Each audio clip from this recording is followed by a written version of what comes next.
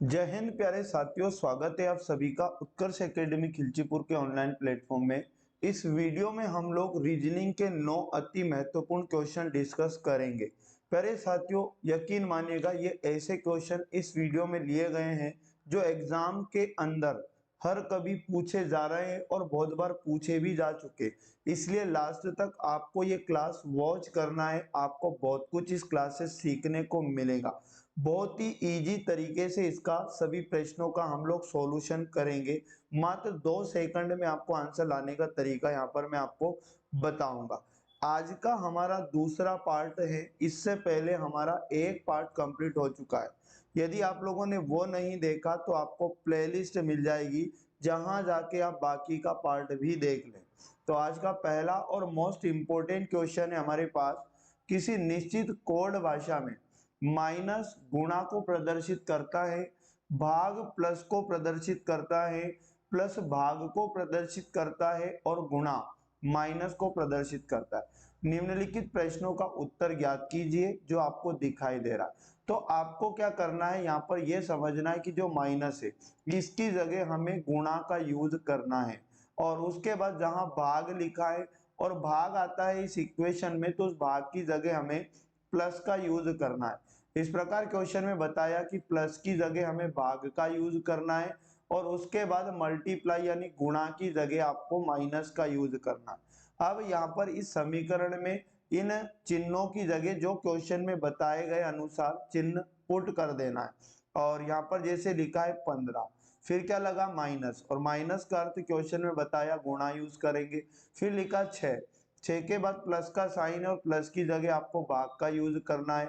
फिर लिखा है कितना 6 के बाद में भाग और 10, 10 को लिखा और मल्टीप्लाई लगा तो मल्टीप्लाई की जगह हमें माइनस का यूज करना है। उसके बाद लिखा 3 और 3 के बाद भाग, भाग की जगह आपको प्लस का यूज करना है। और उसके बाद लिखा 2 और इसका मान अपने को लाना है।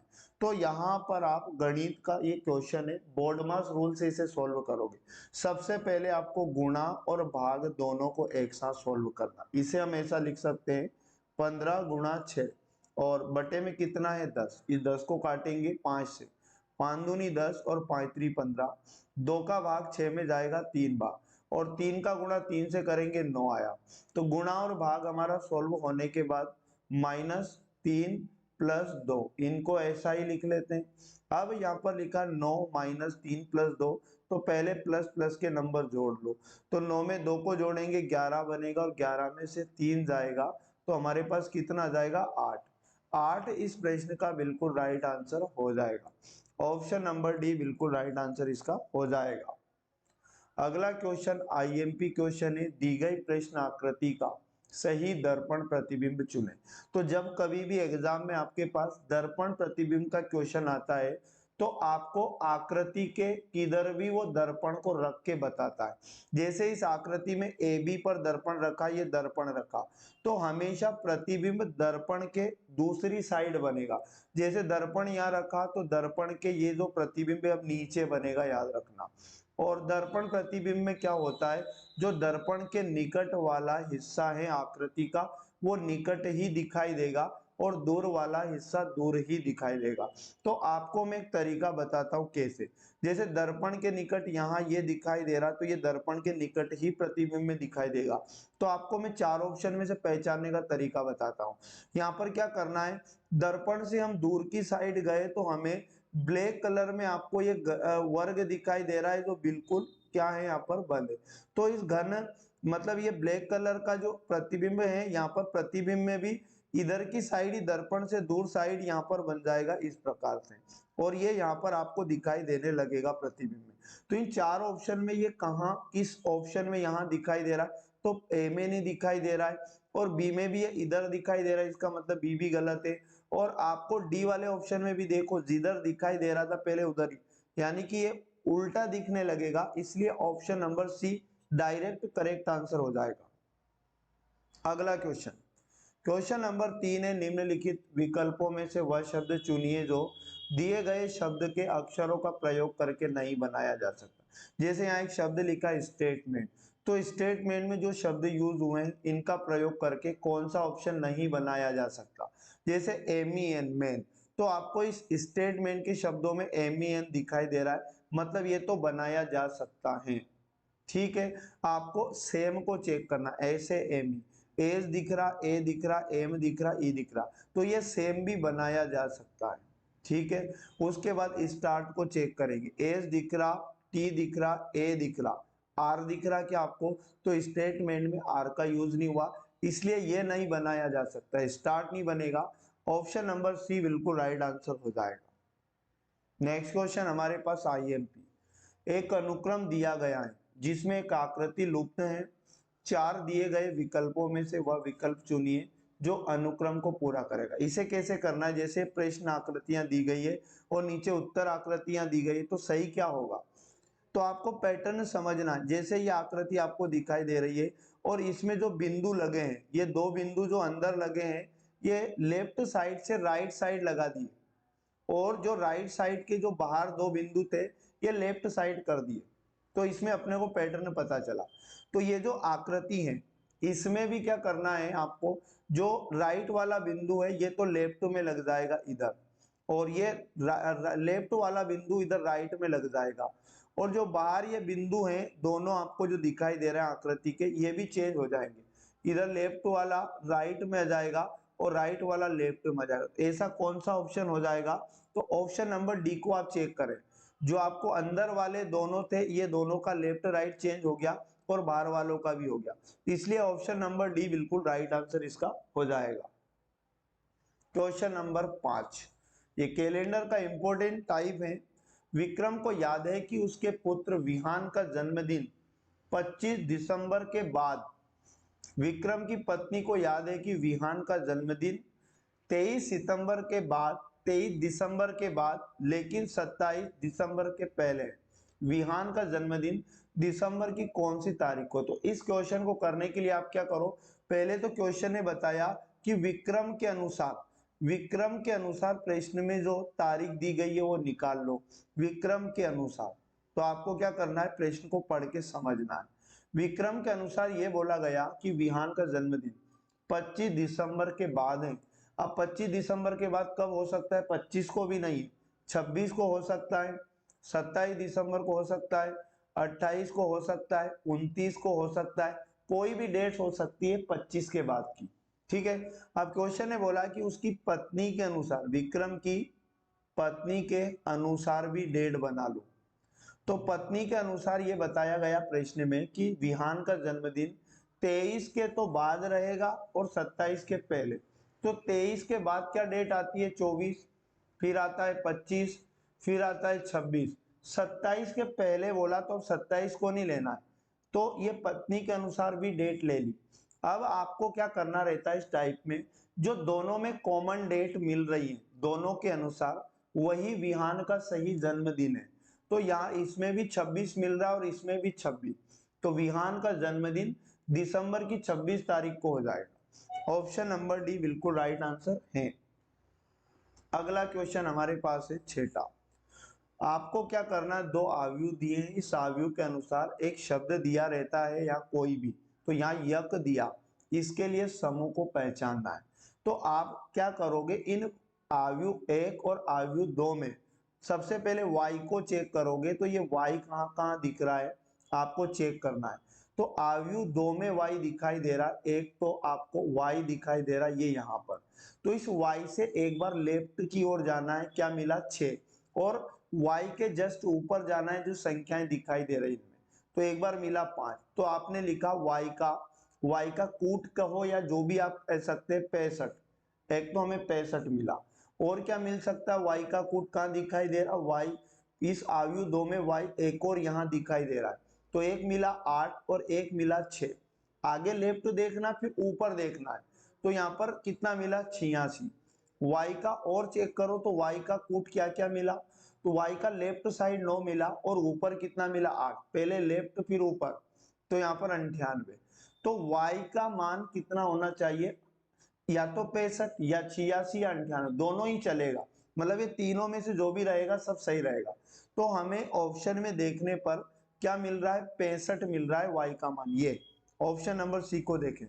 बाकी ऑप्शन में आप मुझे बताओ, ना तो 86 ना 98, इसलिए आप according to option number C correct करके आ सकते हो। आगे यदि बात करें 7 नंबर की, ब्लड रिलेशन का क्वेश्चन, बी तथा क्यू भाई है, क्यू एल का पुत्र है, एल जे का भाई है, जे एन का पुत्र है, बी एन से किस प्रकार संबंधित। क्या करना है, आपको प्रश्न में जो दिया है उस अकॉर्डिंग जमाना है, पहले इनको पीढ़ी वाइज जमाना है। जैसे बी तथा क्यू भाई है तो बी को और क्यू को हम एक ही पीढ़ी के इसलिए साथ में लिखा, और दोनों भाई है तो दोनों को पॉजिटिव बनाओ, मतलब दोनों पुरुष है, और चाहे तो आप लिख भी सकते हैं कि एक दूसरे के दोनों क्या है, भाई। अब क्वेश्चन में बोला क्यू जो रहेगा वो एल का पुत्र रहेगा, ये क्यू जो रहेगा एल का पुत्र रहेगा, तो क्यू इससे एक पीढ़ी बड़ा है, क्यू इसका पिता भी हो सकता, माता भी हो सकती है, तो क्यू जो मतलब रहेगा ये एल का पुत्र रहेगा, तो ऊपर में आ जाएगा कौन, एल, ऊपर में आ जाएगा एल, तो ये पुत्र हो जाएगा। आगे बोला एल जो रहेगा जे का भाई रहेगा, ये एल जो रहेगा जे का भाई रहेगा, तो एल और जे दोनों एक ही पीढ़ी के हैं, तो एल जो रहेगा ये भाई है, मतलब एल का जेंडर प्लस है, मतलब ये पुरुष है तो प्लस लगाओ, महिला है तो माइनस, और किसका भाई है ये, जे का, तो जे का भाई है तो जे इसकी बहन भी हो सकती है। क्वेश्चन में ये बोला आगे कि जे एन का पुत्र है, ये जो जे है ये भी पुत्र है, मतलब ये भी पुरुष है, और ये पुत्र बना लो किसका, एन का। एन इसके पिता भी हो सकते, माता भी हो सकती, तो एन कहाँ आएगा, ऊपर आएगा, ठीक है, क्योंकि एक पीढ़ी बड़ा है। अब क्वेश्चन में बोला बी एन से किस प्रकार संबंधित है, तो आपको क्या करना रहता है, जिससे संबंध पूछता है, जैसे एन से पूछ रहा है किसका, बी का, तो आपको एन से आना है कहां पर, बी पर, तो आपका आंसर डायरेक्ट आ जाएगा। तो एन से आए हम लोग, तो एन का पुत्र और पुत्र का भाई जो होता है वो भी एन का पुत्र ही रहेगा, और पुत्र का क्या है, ये पुत्र है, कौन, बी, तो पुत्र का पुत्र क्या लगता है, पौत्र, तो इस क्वेश्चन का राइट आंसर पौत्र हो जाएगा। ऑप्शन नंबर सी बिल्कुल राइट आंसर है। अगला क्वेश्चन है हमारे पास 8 नंबर। 8 नंबर में खुला पासा दिया है प्रश्न आकृति में, तो क्वेश्चन में यह कहा गया कौन सा इसे बंद करने के बाद बनाया जा सकता है। तो आपको क्या करना रहता है, पहले ये जो खुला पासा दिया इसमें अपोजिट पता कर लो। तो कैसे पता करते हैं अपोजिट, तो जिधर से भी काउंट करो हर तीसरी सतह अपोजिट होती है, यहां से काउंट करेंगे तो 1 2 3, मतलब एक के अपोजिट 3 होगा, तो यहाँ पर एक नंबर पे क्या लिखा है, प्लस, और प्लस का अपोजिट क्या है, यहाँ पर ये गुणा का चिन्ह आप समझ लो, तो ये गुणा का चिन्ह प्लस का अपोजिट हो जाएगा। अब वापस अपने पास क्या बचा, इधर से काउंट करेंगे, एक, इसे 2 समझोगे तो इधर 3 आएगा, तो एक के अपोजिट क्या हो जाएगा, 3, मतलब ये एक के अपोजिट 3, हर तीसरी सतह एक दूसरे के अपोजिट है यहाँ पर। तो यहाँ पर ये जो बिंदु आपको दिखाई दे रहा ब्लैक कलर का, इसका अपोजिट क्या हो जाएगा, ये खाली वाला हो जाएगा, मतलब एक खाली वाला वर्ग। इस प्रकार ये 4 सतह एक दूसरे के अपोजिट बना ली। अब जो 2 सतह बची है हमारे पास, ये भी एक दूसरे के अपोजिट बच जाएगी, तो यहाँ पर क्या बचा, एक तो खाली वाला बचा, और इसका अपोजिट एक वृत्त बचा, क्या बचा, वृत्त कह सकते हैं आप इसे। तो इसे बंद करने के बाद ये जो अपोजिट है ये कभी भी साथ में दिखाई नहीं देना चाहिए। तो जैसे मैं बात करता हूं ऑप्शन नंबर ए की, ये गुणा, ये गुणा दिखाई दे रहा है, तो इसका अपोजिट क्या है, प्लस, जो आपको ऑप्शन में नहीं दिखाई दे रहा, मतलब क्या, अपोजिट सतह कभी भी दिखाई नहीं देती है, मतलब गुणा है तो प्लस नहीं, मतलब ये सही हो सकता है। इसी प्रकार ये जो आपको बिंदु दिखाई दे रहा है ब्लैक कलर का, इसका अपोजिट खाली वाला है तो दिखाई नहीं दे रहा है, और यहाँ पर जो खाली है इसके अपोजिट वृत्त है, तो ये वृत्त दिखाई दे रहा है तो खाली नहीं दिखाई, मतलब ए वाला बनाया जा सकता है, बाकी बी में क्यों गलत होगा आप समझ लो।